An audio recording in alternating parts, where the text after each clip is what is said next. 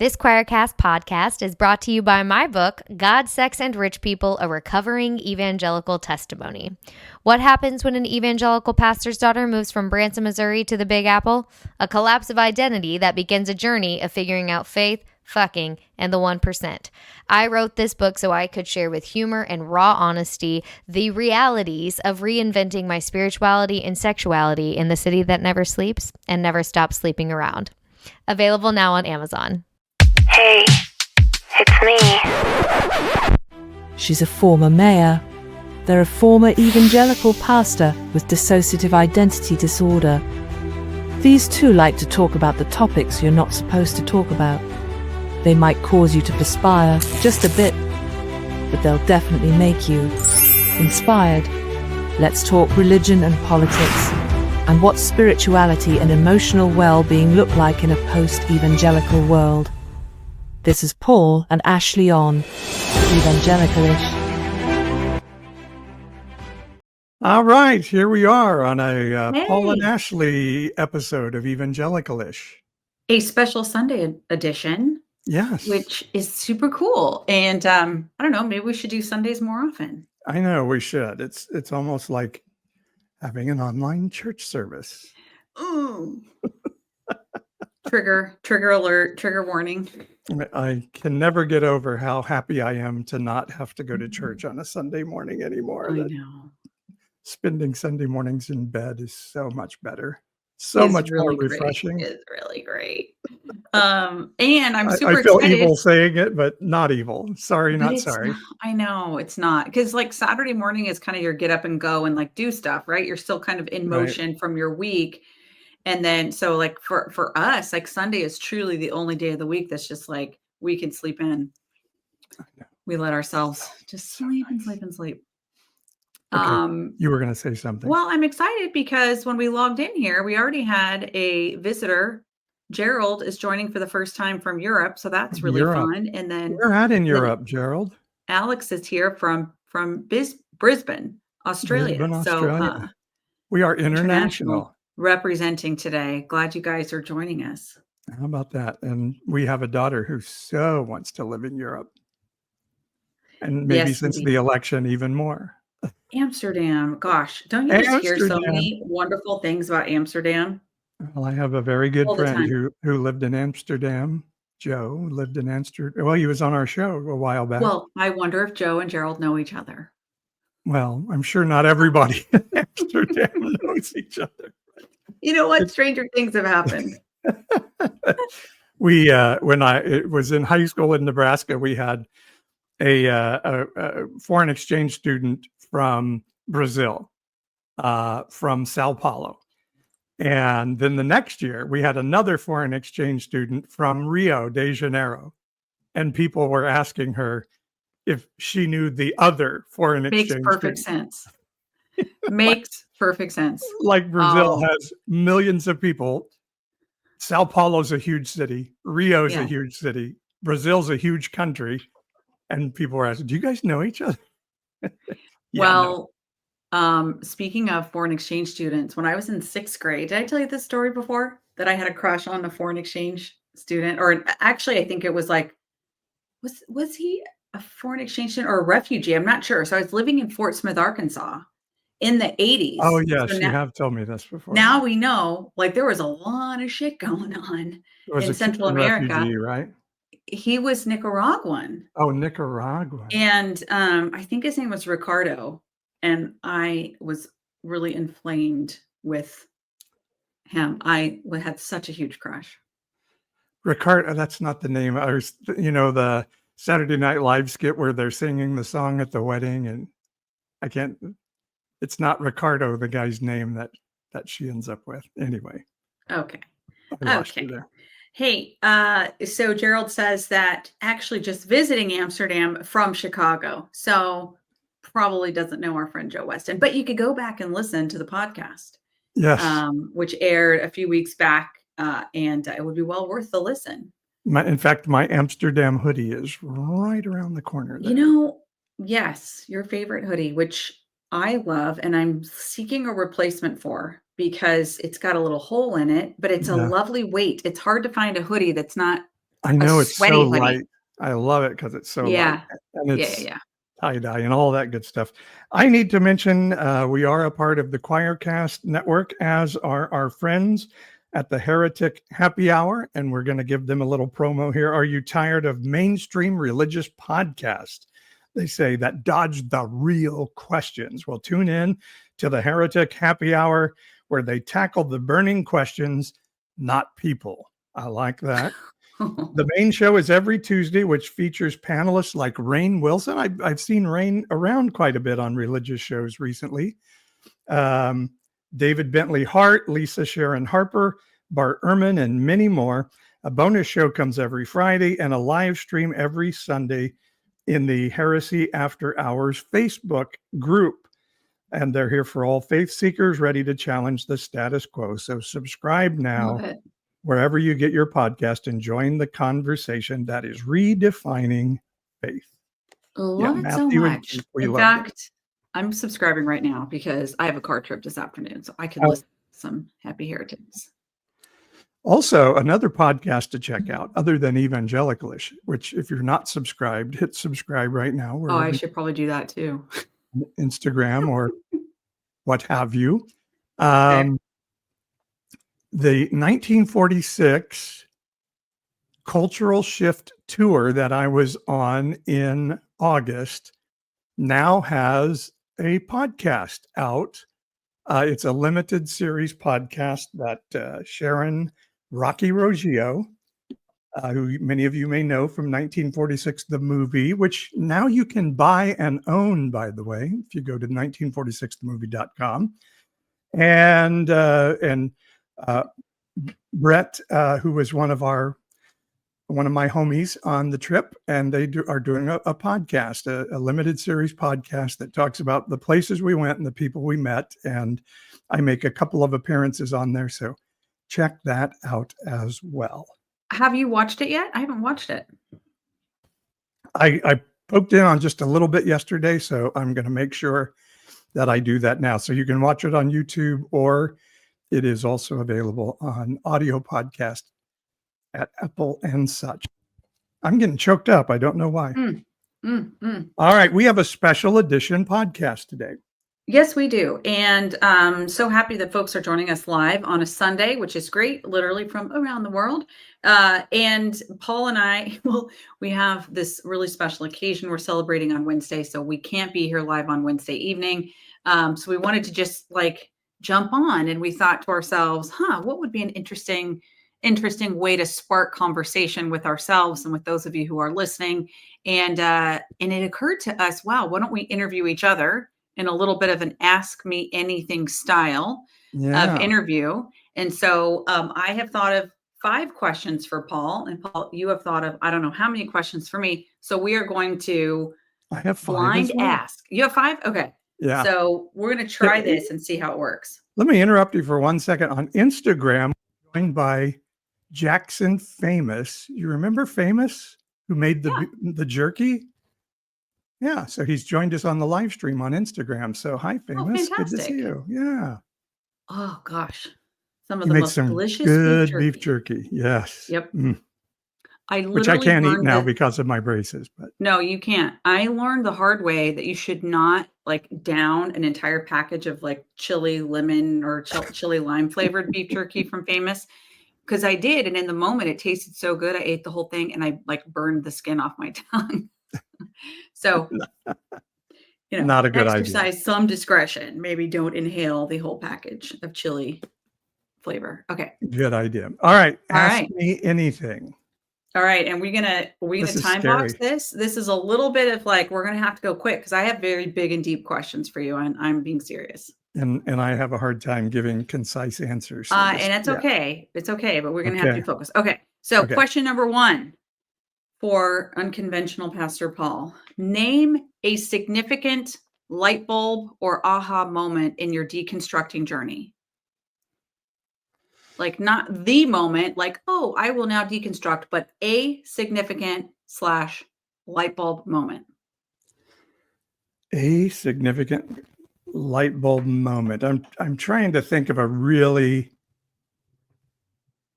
intensively good answer. I'll just go with the one that first came to mind, and it was during my pastoral training with the Vineyard in the Vineyard Leadership Institute training, where the lecturer of the class that I was in was teaching us about the book of Revelation as we were going through our biblical studies, and he asked, "How many of you have read the late or not late great planet Earth, but whatever the other Hal Lindsey book is? I can't. Yeah, Was late it great. 19? Wasn't he the 1984 guy or whatever? No, that was Oh, George Orwell. Are you oh thinking of the no, no. 84 The reasons Jesus is coming in 84? Never mind. I was so young at the time. He wrote Late Great Planet Earth, and then like there's a new world coming or something. And then he had a show where he was talking about current events and showing how it was demonstrating Revelation and Jesus was coming any day. And that was 40 years ago, 40, 50 years ago. So not quite Hal, but he said, "How many of you have read Late Great Planet Earth?" Our family had Late Great Planet Earth up on the library shelf, and it was right next to the Bible because it was almost as if the Bible. And then he said, "Hal Lindsey got everything wrong. Everything he said about the book of Revelation is wrong." He said, "Well, maybe he got it right that the book is called Revelation. Other than that, he got everything wrong." And that was an WTF moment for me. Like all of it, everything. He made a point to say, there's not a single thing he said in there that's correct. And that was a moment where I was like, oh, so what I was told about the Bible in this particular case is wrong. What else is wrong? And it really started making me challenge the beliefs of the Bible. Sorry, I'm going to cough real quick. Well, I remember you taking the Vineyard Leadership Institute courses, and I remember that time in our lives. It was over maybe 2 or 3 year period of time, and it was a time of really rich, I would say, like a deep connecting spiritual season for us. And even though like maybe we would not be pursuing that in the same way today, what you were pursuing, I think, still led us on this path that we're on, that is a very spiritually rewarding and renewing thing. But I remember when you were taking that, um and just like, yeah, it was a profound and powerful time. And what's interesting to me to hear you say that is like, it's not like you were walking around at that time. This is, I don't know, 10, 15 years ago. You weren't walking around espousing the late great planet Earth theories and concepts. There was never a time in your like public Christian life or whatever that you were ever talking like that. But it's interesting to me that still that book and like that, like us being exposed to it as kids, grade school, junior high, high school, it made such an impact, right? Like I never read it, but I for sure thought it was true, even though I didn't know Yeah. what was in it. Because it just shows you, it's just like culturally, it was so stamped for approval, you know? Yeah. And there was always that thing, certainly in the Swearingen household growing up, like, thank goodness Jesus is coming soon. Yeah. What would we do in this terrible world if Jesus wasn't coming soon? And Yeah.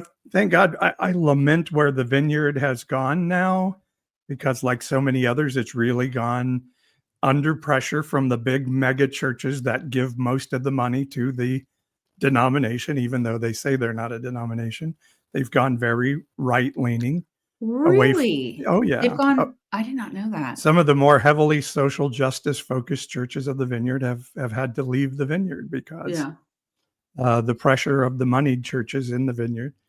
But I'm so grateful that we got involved in the Vineyard, because they really did give us a perspective of a church being much more focused on caring for our Absolutely. fellow man, rather than just caring about, let's get them saved and get them to heaven, and that's it. Well, for me, the sort of soaking, like the roots that got really soaked in me in the Vineyard was less about the social justice stuff because that came a little bit later. And for me, it was about like being around people who really believed that there was authentic and perfect love as expressed by Jesus, and like nothing mattered except making that connection. Yeah. And they were willing to be weird. They were willing to be messy. They were willing to be socially unacceptable. And they opened the door. I think that time in the vineyard, opened the door to a heart for change, and that I think has contributed to a lot of the positive stuff that I think is like the dam bursting on religion. Yeah. They may not claim credit for it or anything like that, and it's just one of many, many things. But I think that seed got planted in us through the vineyard.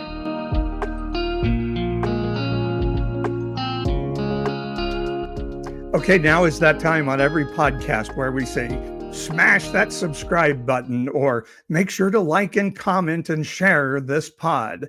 Now, there is nothing I hate more in the world than asking people to give me money, but I happen to live in America, which is an extremely laissez-faire capitalistic society, and I have no choice but to ask, because I love to share my heart. I love to share what I've learned about the Bible and how it is relatable in a 21st century spirituality that can be found outside the walls of the church.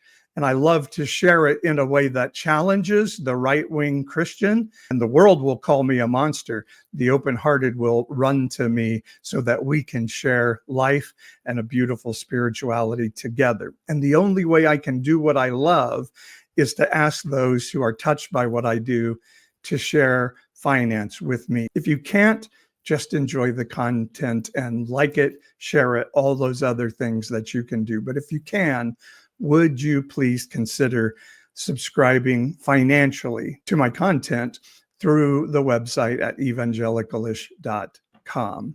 We're going to do a less short content on the different platforms in the coming year, as those platforms now, I think, are a little bit afraid of our new incoming administration and are starting to squash content like mine. And so I'm going to go to the longer form content on YouTube and on podcasting, and just really start to share what I know from the Bible, like modern day parables, and explaining why the Bible doesn't say what right-wing Christianity and the Christianity we've known says that it says, and also share my personal emotional and spiritual well-being journey and the journey of my household. Hopefully that will really encourage people to walk their own emotional journey forward. And if that inspires you and you have the ability to spare a little extra money in these crazy turbulent times, evangelicalish.com. $5.99 a month is the lowest level you can join us, and even that helps a great deal too.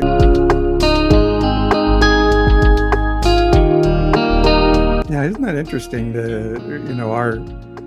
For Ashley and I, we have sort of this mantra vision of a dam holding back. In our city, we have a dam that killed our river. So we just have sort of a trickle of what used to be a very major river. And we've always kind of thought of that dam as a symbol of religion holding back good things that human beings can do.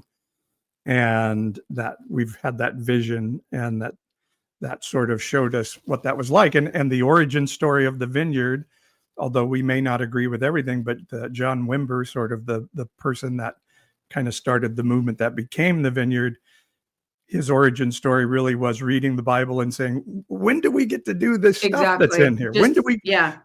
This Jesus guy's amazing. When do we do what he did? And just kind of unfiltered pursuit of divine love and connection. Yes. And what would happen if we read the Gospels and said, okay, let's try to do what Jesus did. Yeah. Rather than let's go take over the government or something. That's right. It would be amazing. That's right. Isn't that fun? Okay. So, wow, that was a nice little tangent. And I know folks who listen here, there's an interesting little subculture of ex-vineyardites. So that's kind of fun. Okay. Question 2. What is one book you would recommend for anybody just starting their deconstructing journey besides your own? What is one other book that you would recommend? No question. The novel Religiously Wrong would be. get the commercial over. It's over my left shoulder for There you anyone go. who's You got it watching. right there. Yeah, somebody else's book that you would recommend.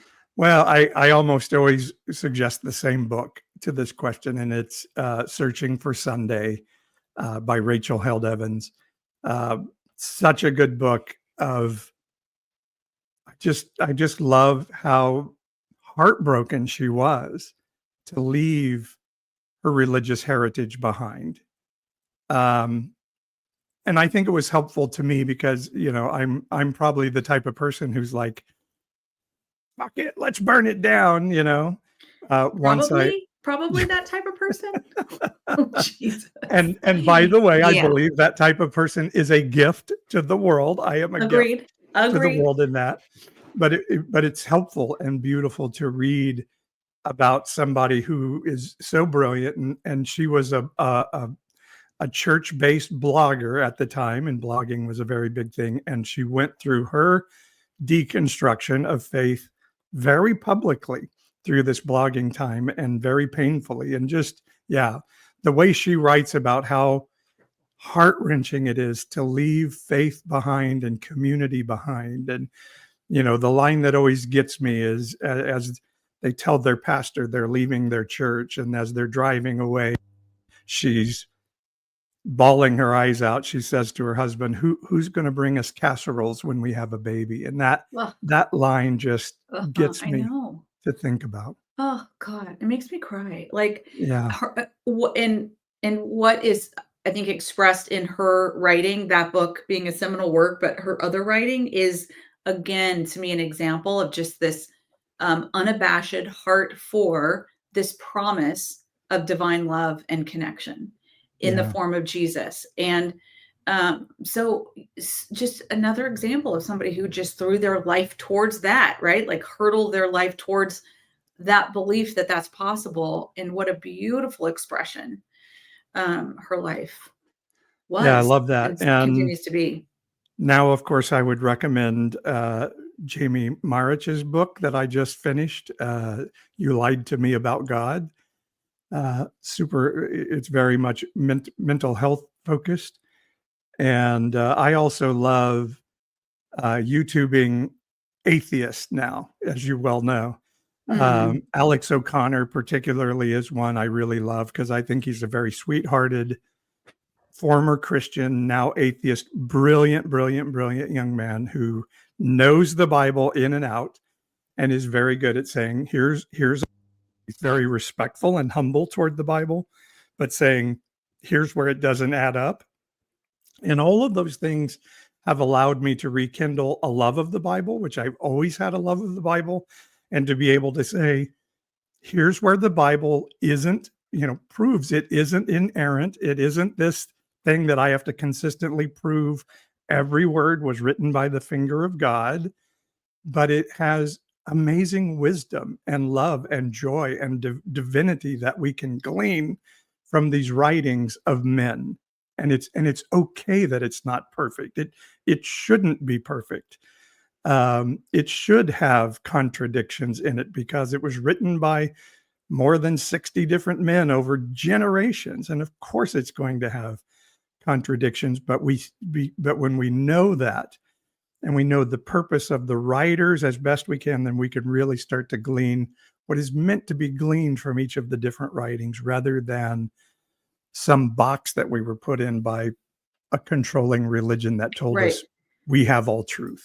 And which, by the way, is a more recent expression of the Christian, like the Western Christian faith. Like people think that, I was certainly taught that what I was being taught as a 4-year-old, 5-year-old, 6-year-old is what was always the expression of Christianity in the history of time. And it's absolutely not true. It's only a very short window of time in the big scheme of things that this has been, the Western Christianity has been the sort of dominant expression of Christianity. So anyway, okay. Let me, I know, but let me just say real quick, think about it. We talked about the movie Wicked, you, me, and Dr. Marich on the podcast that everybody needs to go listen to today. And each of us had come away with something different from watching the movie Wicked.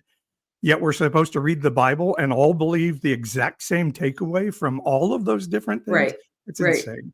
That's a really good way to put it, because, like, if you were like, the only thing you should be focused on about Wicked is the fact that Ariana Grande looked great in this one dress. Like, Yeah. you'd be like, no, there's a million other things to think about and talk about and be excited about. Yeah, that's a great point. Okay. It is literally Question. don't pay any attention to the man behind the curtain. Literally, that's what the evangelical interpretation of the Bible is. Now, Okay. I'm in charge. You need to follow my lead here. Okay, question number 3. Well, let's see, how should I phrase this?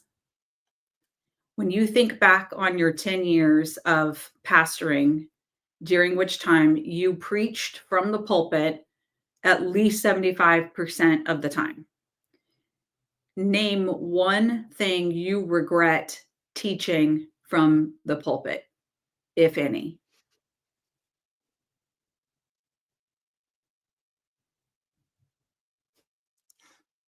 It's so hard. I mean, I'm just feeling my heart sink even thinking about it. I know the thing I regret more than anything is not just taking us to be an affirming church. We were a side B church. We were come queer people, we love you, we want you to come. And then we had an agenda. We had a curtain behind which they couldn't advance. And I truly believe those type of churches are more harmful, as ours proved to be with one of our friends, than the churches that say, excuse my language, but fags go to hell. At least queer people know to stay away from those churches, the really horrible IFB churches. They came to ours and they hear horrible things. I never said things, but I know other people said from our stage, I love gay people just like I would love the alcoholic or the drug addict or the prostitute. And those are terrible things to say. So that's my biggest regret as a pastor, of not saying we're an affirming church, period. If you don't Yeah. like it, there's the door. Do you remember thinking at that time that was in fact your view, or was your view kind of like, I don't really know, and so I'm going to kind of keep going with the predominant flow here in the tradition of evangelical churches? Or were you You're really certain? asking me to tell on myself now. Were you certain that was the wrong perspective at the time, and you did not say that, or did you not know what was right? I can remember having a conversation with our staff and asking them, why couldn't a gay person lead a small group? And they were stunned. They were like, why couldn't they? Like, it was such a given that a gay person couldn't lead a small group. And I was like, why? And I capitulated to it because I was afraid to really what I would lose in that. And, they asked me, would you officiate a gay wedding? And it had just been so beaten into me by the system. I was like, in my heart, I would gladly have officiated a gay wedding then. But because of the damage it would have done to our church, I wouldn't have. I would have said no and thought that I was doing the right thing to protect our church body. And now I just think that's horrifying. I understand that version of me that would say that, but I think it's horrifyingly wrong. Horrifyingly Ugh. wrong. Makes Now me I feel so angry I know. at that I feel person. like acid in my stomach right now, But it because actually makes me more angry that at the people in the seats who made me afraid to do what was right in that moment. yeah. Right. Oh gosh. Bringing I up a lot of memories remember for me right now. and I know these are good people that were trying to do the right thing, but we were writing a new set of bylaws for our 501c3, and somebody gave us a template, and it had like these statements of beliefs, and it was like, you know, Jesus Christ crucified, sacraments, don't do gay marriage. You know, we're like Yeah. the top 3 of this list of, and I'm Right. like telling our board, there is no way that 3rd bullet point should be in there. There is no way that is Right. equal to Christ crucified and the sacraments. And everybody's like, yeah, but we've got to protect ourselves. And I'm like, I will not allow that to be in. But we had to make the compromise of, well, let's put it down somewhere else in the bylaws. So it was literally in the bylaws of our church that queer people, I don't know if it said they couldn't be Christians, but they couldn't, marry. It was a sanctity of marriage statement. And Yeah. it's I think that bullshit. was what I don't think it was a Yeah, it well, wasn't you can't be a Christian. I know I wouldn't have allowed that, but right. um yeah. That's interesting that that's your response because as I was thinking about what I thought your answer might be to that question, I was thinking through, I was doing the little, what was the Viewmaster? I was doing like Viewmaster in my mind of like all the different sermons and the overall expression and intent and like kind of what you represented as you were in the pulpit. And like, I was like, God, I can't think of one thing, not Oh, one thing, really? because you were a very powerful and compelling storyteller and like force of like this whole like kind of what we were talking about the other 2 questions, like pursuing this divine love at all costs. And but I had kind of put that part of us because that's was absolutely me too, and even more so. I've kind of put that out of my mind. So yeah, that's a very honest response. We Okay, I'm gonna keep we going. prayed for demons to leave people. I think Yeah, I that's oh probably God, harmed that's a some regret. people with that, and even altar calls I regret because I think they were manipulative. We Hmm. played mood setting music behind it and did mood, yeah, I regret so much of that. So much of that. All our altar calls were not like turn or burn though. It was just No, more like absolutely not. come and get prayer type of deal. But Yeah. Okay. there were a few times I felt it to do the, come and be converted and go to heaven in a very gentle way, not the way I heard growing up, but Yeah. at the same time, it was manipulation unintentionally, not malice in any way, but manipulative nonetheless. So Yeah. yeah, I feel bad about it.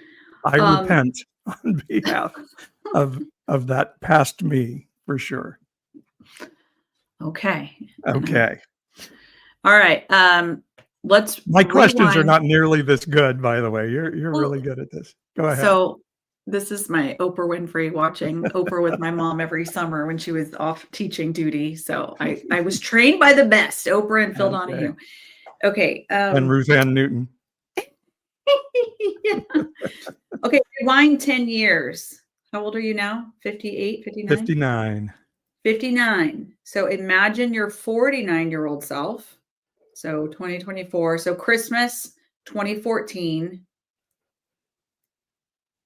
I don't know if there was anything in particular to think about that Christmas. Anyway, I remember 2014 my 50th birthday, so it was a pretty shitty time. around Yeah. so the year before that, okay? Yeah. Now, what would you tell that person that you now know? What would you want that person to know? Like look the fuck out. It, it, it was not so far after that time, maybe 2016, that part of me felt like we heard the voice of God say, "Get ready, your life is about to completely change." I don't know if you Yes. remember that. I absolutely remember that. And I remember saying, "But it's not like a bad thing. It's like a happy thing. It's not Yeah. going to be one of those, really horrible things." And God was that fucking wrong. Yeah. And I So, remember being like, "Yay, change. It's so great. We should always do that." Oh, yeah, I think So I just put out a new newsletter email today in the Inspire and said at the end of it all, I'll take the messiness of life as it is today over the comfy cleanness of life as it was in the certainty of evangelicalism. And that is true. That is true, because nurseries are messy and cemeteries are neat. And nurseries have life and possibility, and cemeteries have death. And so, yeah, I would tell that self, it's not going to be easy. It's not going to be fun, but it is worth it. And Yep. I'm still telling this self it because we don't know if it's worth it yet either. Right. But we're saying that out of some belief, some evidence, but some belief that it will be worth it to Right. lean into the messiness of our humanness. So I was imagining that is what I too would say to myself 10 years ago. It's going to require everything of you and it will be worth it. And the problem is the 10-year ago version of me would have been like, yeah, sister, like I'm all in, like the words I feel my heart has been aligned to like do the hard thing. It's worthwhile, pursue divine love at all costs, like tear down the structures and rebuild, in a reform. I mean, I would have thought at that time that I was doing that. And I would have said, if you would have asked for a commitment card from me at that time, like, hey, no details, but just like, are you willing to like really double triple down on what you say your life is about? I would have been like, hell yeah, give me the card. I'm already doing it. I can't imagine it's going to be harder or more. And now where I sit, it's like, no, I mean, short of death, short of losing a loved one prematurely. And I did lose my mom prematurely. But like, it is, whew, it is Well, fucking hard. it happens to be one of my questions for you, and maybe we could Okay, but I extend still your. want one quick fun question for you. Okay, you want to go ahead and do Right. that? Okay, Okay. quick fun question. So we're gonna have to, then we'll get back into our deep, meaningful conversation in a second. Okay. Number 5, last question for you. Name your favorite soloist from the original Band-Aid video. Feed the world. You're jumping into our other. I am, but this is just a quick, like your favorite soloist from the original song. Oh, it's got to be Boy George, Okay. But in our world of plenty, I just love that. And what I love when he's like, oh, they give him the little like, chiming in type of thing. I love But it. how do you just pick one? It's like picking your favorite child. You just can't do it. Paul Young and Bono, and oh my gosh, how do you pick one? It's Wow. such a great song with so many great singers. It's crazy to try and pick one. Okay. Well, there you go. We did it. Okay. You survived my interrogation. Okay. Well, I had the fun one up front, but now maybe I'll move it to the end. Okay. So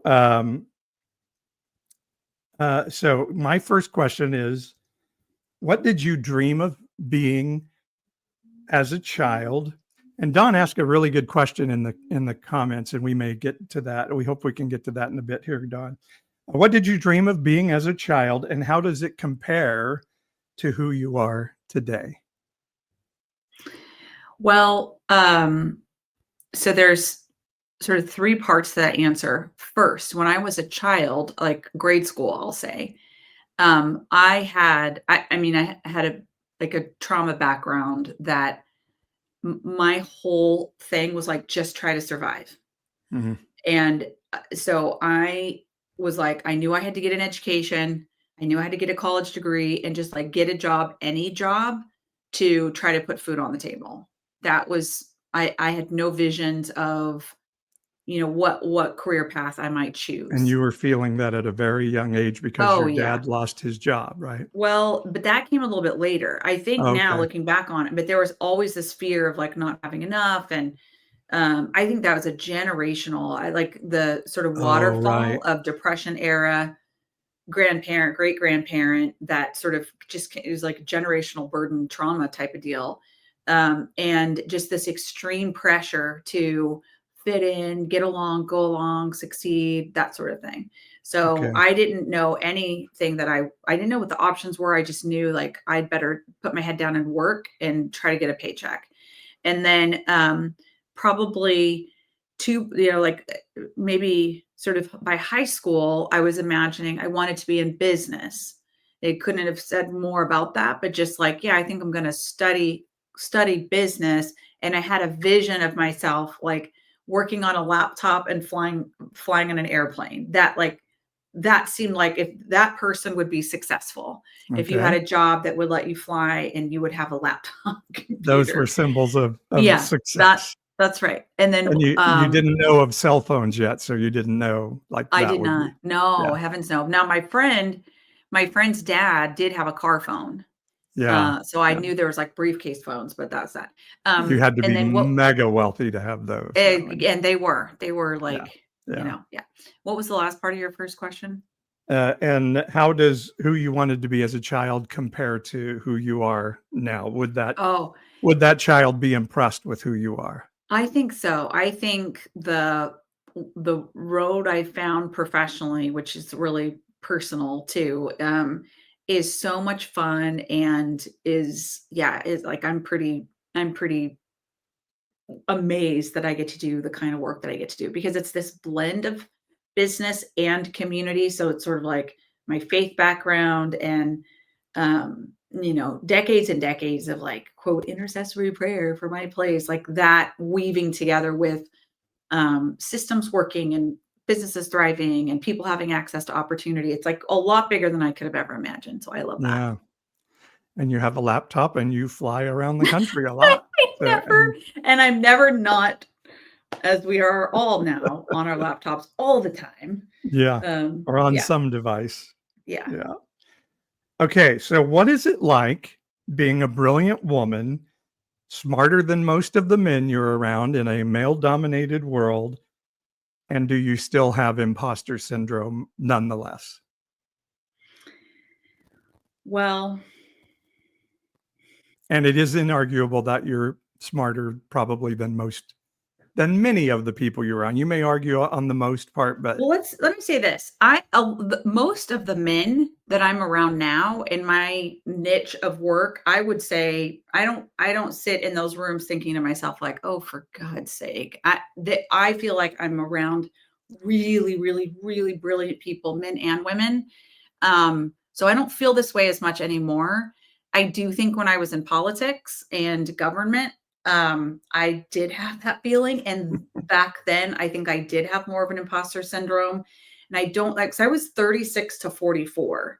Those were the years that I was serving as mayor of the fifth largest city of California as an elected executive, strong mayor. So it was a big role. I don't think at the time I realized that there was a lot of misogyny in the water. And I think because I had imposter syndrome, I was kind of like responding to that misogynistic view of me and my work and my colleagues who are females of like, well, oh, they're kind of right. Maybe we don't quite have it right. And so mm, always going double and triple overtime to make sure we were accurate, successful, effective. So I think the imposter syndrome drove me and I didn't realize that I was actually pushing back on a misogynistic culture. mm, yeah. Now I see it much more than I did back then. And it makes me angry, to be honest. It makes me really angry. Mm, yeah, as well it should. And so I guess you're saying politics don't always attract our best and brightest? It's I think it's different at every organizational culture. Like you could find these pockets of brilliance in little public agencies in rural parts of Central California. Then you're just like, God, there's this culture, this expectation, and this standard that's so high. Like it's impressive and exciting. I think working in public sector government stuff, I'm always overwhelmed by people's commitments to not everybody, but there's like this yeah, we're here because we really do care. So I love that. And then kind of like weeds in a garden, there are plenty of people who are like, no, I don't care. I'm here just to get the paycheck.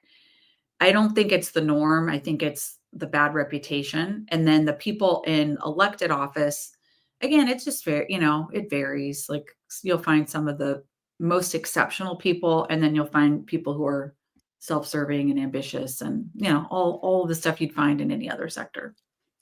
I remember the night you got elected to your first term as mayor, and your consultant said to me, "She's the first client I've ever had who wanted the job." Yeah. And I was like, "Oh my gosh." And what that meant was everybody he had helped get elected before that, they wanted the next job. They were getting elected to this job so they could get to the next job. They didn't care about this job. And you, on the other hand, really wanted to be mayor of Fresno to try and make a difference in people's lives. And that's one of the saddest statements I've ever heard in my life. And I hope it's not true about every elected official, but a sad statement nonetheless. Yeah. Yes. Also, his client pool was probably his client pool would be and therefore it's true of all people. No, Yeah. okay. He was But yeah, attracting a particular yeah, pool. yeah. Okay. Anyway. All right. Here's what we were kind of digging into before. So, what would you tell that younger version of yourself who was preparing to get married to Mm, this person, mm. knowing what you know now? Well, it's okay. So in my mental health journey, and like the parts of me that I've spent time with, and I'm not dissociated, my system's not dissociated, but I subscribe to the idea that like all humans have parts of them. So I spend a lot of time talking to, I call her my 21-year-old bride self. So I was 21, I turned 22 just a couple months before we got married. So I like that part of me that's kind of stuck in that time um has needed some healing work, and that's why she shows up and why we spend time together. And she's like, I feel like I've kind of resolved a lot of things through that work. What would I tell her? Huh. I mean, maybe it's some of the stuff we were talking about earlier. Like, yeah, it's like what you're signing up for. It's going to be hard. It well beyond what you are even imagining. Um, but the pursuit and that flame is the right thing. It's like go for it, fan the flame, go for it. And I think that's probably what I also have this. You and I have talked about this quite a bit. I have like I think my soul is pretty adventurous. And then I think there are parts of me that slow that down or put caution on that, or pragmatic, whatever. And maybe I would say to that part, that self version of me, don't govern that adventurous soul as much. Mm. Like I think I could probably have, I don't know, fed that sense of adventure more. Yeah. Yeah, and I think we, govern ourselves in so much, and I'm really convinced there needs to be times in life when we sit and think, okay, who am I now compared to who I used to be, and what does that mean Right. in my life and my relationships and things? And Yeah. I think we're having conversations along those lines that so many of us never have because we've been taught, just placate and keep things cool and all those things. And so, And I yeah, think in an ideal, because it's a little hard for me to answer the question in large part because I feel like I have had those conversations with my yeah, younger self, and like it's like each each era just kind of keeps going, okay, and like packs up and moves forward to the next, to the next, to the next. So I feel like um I feel I feel like a lot of that, I don't know that I would necessarily be like, you should think something different, because yeah, she needed to feel that way and think that right. way to get us where we are now, and like, Ugh, I'm happy with where we are now. so good. And so, yeah, it's not really even a hypothetical conversation. It's really important that we have those conversations with the parts of ourself from the other parts of our life. I love that. Um, so you talk a lot about divine love. What does divine love mean to you? Mm. So, oh gosh.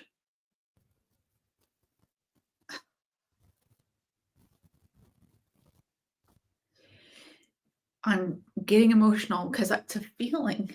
So I think I definitely I see like a liberated Jesus when I think of divine love. And like, I see a Jesus that is not chained by everything that, culture has put on Jesus. And I also see like, kind of like, I don't know if I would say it's like the oh gosh, just this vast, beautiful, expansive presence slash fog slash galaxy. I mean, I don't know. Do you know? I also I don't think about divine love as just a person.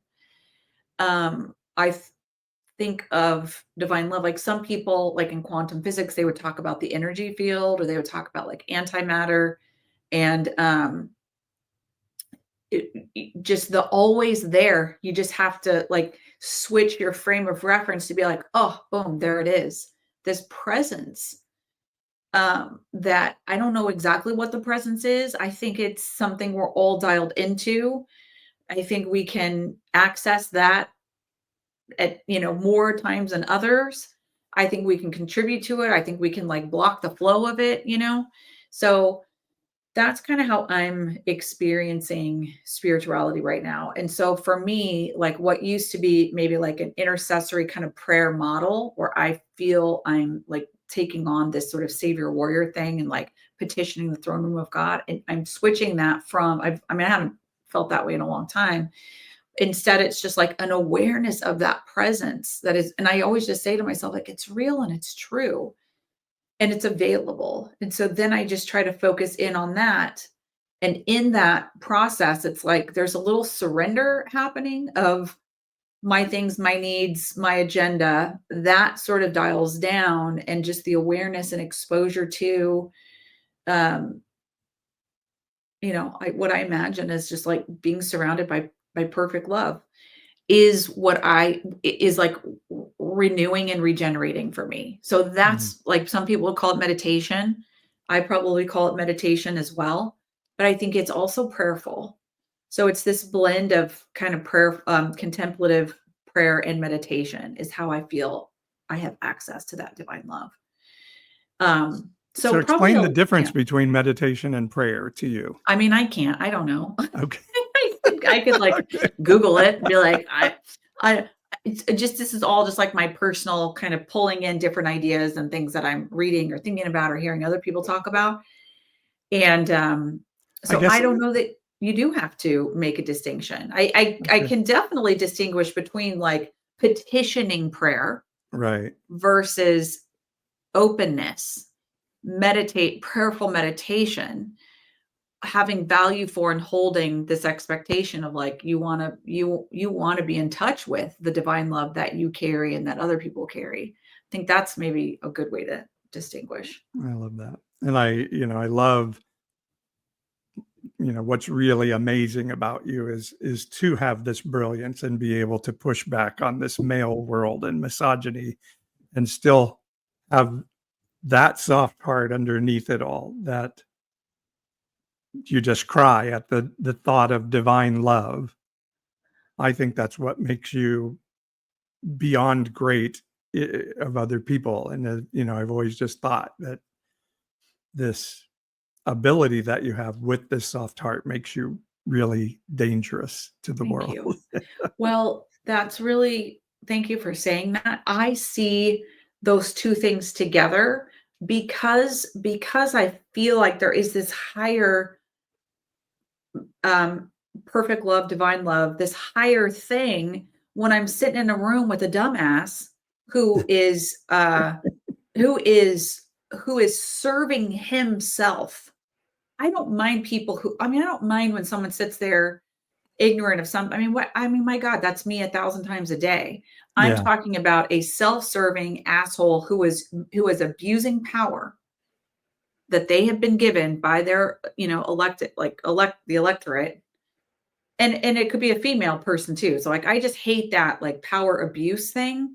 When I'm sitting there and I'm encountering that, it is so easy to be like, oh, like you're so missing it. Like this sort of when divine love shows up, everything changes and just you're not in touch with that. And it's what gives me the ability to navigate through those moments because I'm like, no, we gotta get to that.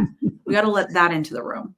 Yeah, and let me say it this way. I was driving the car and you were on the phone with somebody in a political circle. One of my good friends. Yes. And all of a sudden you're like, that's not fucking good enough. That's not fucking good enough. You're better than that. You're better than you just start ripping this person a new asshole.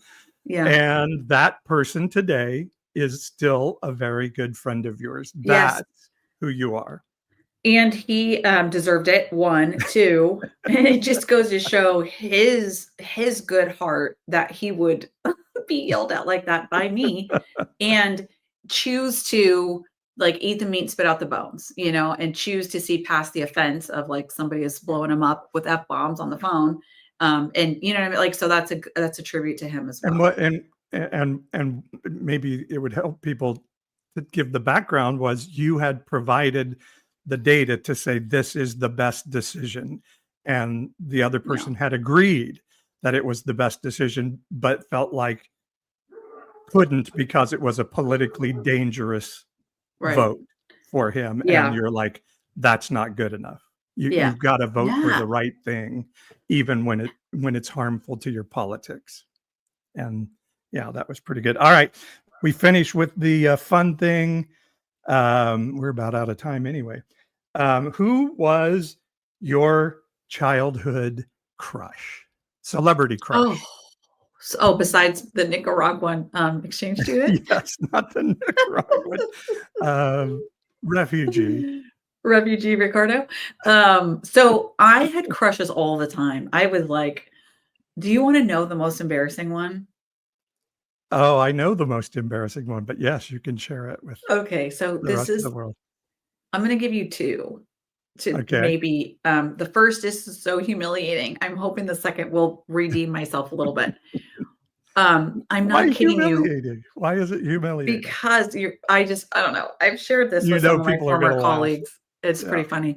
Okay. When I was like 5 years old, 6 years old, we got to watch Little Rascals. And which was filmed in what, like the 1940s The or something 20s. like that? No, I think it was like Was the it the 20s. 20s? My Yeah. God, like that's incredible. I had the biggest crush on Spanky. What? Spanky was cute. He was smart. Why wouldn't you have If a you crush on look back Spanky? and look at Spanky, he's like a little round, egg of a kid with these knickers on and a Better little than having a crush on Alfalfa, I think. That's true. No, but honestly, I felt like I felt like I was alfalfa. I felt very nerdy and freckly and like that my hair was sticking out. I felt awkward. I could identify more with alfalfa and I had a huge crush on Spanky because he was a strong leader. This was Okay. my thinking as a 5-year-old. Okay, maybe this will redeem me a little bit. By the time Karate Kid came out, I think I was in when would a Karate Kid have come out? Like I was probably 6th grade, 7th grade. It would have been like 84, maybe somewhere around Okay, there. so yeah, 83? I was 6th, 7th grade. Was I in high school when it came out? I don't I remember. had the hugest crush on Ralph Macchio. Ah, Like that was a time when all the teen magazines, you could buy at the grocery store, like Teen Beat and things like that. And like those were really popular, and like our parents would sometimes let us, Yeah. buy these magazines, and I would always buy that one, and every girl would like cut out the picture they liked, and we'd have these pictures up all over our room. See Thomas Howell and da da da da. Well, mine Yeah. was Ralph Macchio, and it was a little bit like I had an agreement among my friend group that well, you can like Pony Boy, and you can like so and so, and you can like so and so, but I get Ralph Macchio. He's mine, and I never Wait, knew if it was Macchio or Macchio. wasn't Ralph Macchio Pony Boy? But whatever. One of the who The was C. Outsiders? Thomas Howell in The Outsiders. Oh, They all maybe have their see. nicknames. You may be right. Maybe C. Thomas Howell was Pony Boy. I Yeah. think that was Pony Boy. All right. Gerald says that Karate Kid was 84. Yeah, so I was 12. So Okay. anyway, I mean, that was a very hard, intense. Like for years, I had a huge crush on him. Now, Macchio was probably like 23 or 24 or something like that At least. Yeah. That was always Yeah. the thing. It was so weird that he came off so young as an older, at that time, older actor. By the way, I have to show our friend Bob Prater has a video up on YouTube that he found from like a antique store by a video of Ralph Macchio doing a screen test, I think, for Karate Kid. And the voice off camera is Phil Hartman doing the read with him or something. So yeah, I'll have to show that to you sometime. That's crazy. Do you know who my celebrity crush was as a kid? Christy McNichol. Oh yeah.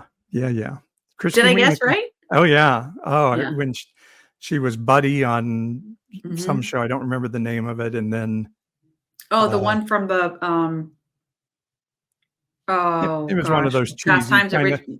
her, but also you liked Phoebe Cates. Oh, Phoebe Cates, get out of here. I was a senior in high school then, though. But Yeah. so I went from Christy McNichol to Valerie Bertinelli, Yeah.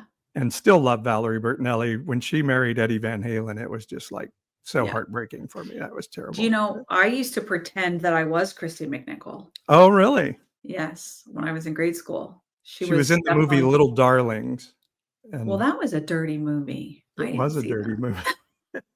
Yeah, I was just going off of the 80s TV show that she was in, but I would pretend like I was her when I was at gymnastics. Yes. And she was the one that everybody thought was the bad girl, but didn't actually have sex. And, the other one, I can't think of her name, Hemingway, she acted like the Yeah. good girl, but she did have sex. She was, yeah, that she was, it was such an injustice. I do Yeah. recall Yeah, it that was terrible. storyline. Terrible. And then in college, the crush was Susanna Hoffs, without question, Well, who is that? I don't remember. from the lead singer of the Bangles. The one who always looked out of the Oh, corner of her eyes. okay. Oh, yeah. Well, good choices. I love those. That And band. here, Okay. Terrestrial Traveler says Davy Jones from the Monkees. Yeah. he was- Yep, I was definitely noticing Davy Jones when Davy Jones was on Brady Bunch. I was like, oh, Yeah, for sure. I do want to acknowledge Don Gross, who's in our live feed here, saying she had a heart attack and 4 stents put in, and was lamenting, like we were talking about, searching for Oops. Sunday. Oh my gosh, it Sorry. covers up the whole screen I was trying to for read the those whole watching thing. the live stream. But yeah, this is a problem. She's talking about that. Nobody called when she's in the hospital or after. It's like she says, it's like I don't exist anymore. Yeah. And our culture, as our Brit friends always told us, is so bad at community. American culture does not promote community. The only community we really have in the US is church. And we need to fix it. I mean, I guess we have PTA, I guess we have youth sports, but all of those are temporary and mobile, and we don't really have parks per se. We don't really have gathering spaces. It's just, and so a lot of people are very lonely. So Don, I Yep. just acknowledge that and send you our heart and sit with you as best we can from afar. Yeah. Yeah.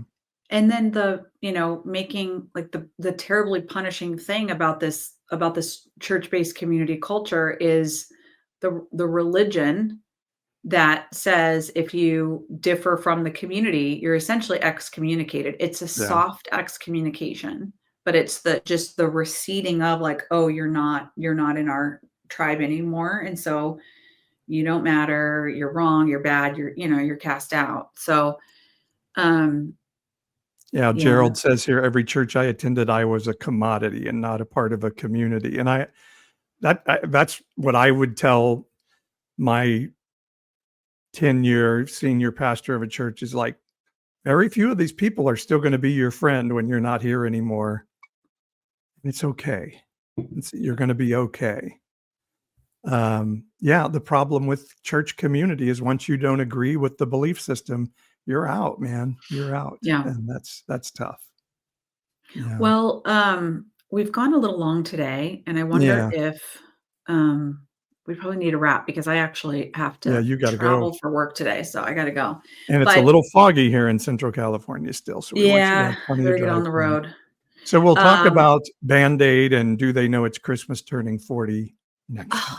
in the meantime, maybe we can just like post it everywhere on all of our social media channel. Just like it's just so fun to go back and watch the 40-year-old video and the new one and the remake. Like just enjoy seeing that. We watched that this morning and I literally was like almost crying. It was just so fun to see that. I was just thinking to, and you may not totally agree with this, but do they know it's Christmas kicks the ass all over the place of We Are the World.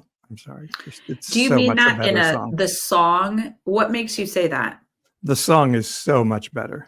So much better. Just because the rhythm, the sound, the da da da da, all the Yeah, I've things. never Yeah, I really think that's loved the true. song We Are the World that much. Yeah. I love the idea of it. I love the singers in it.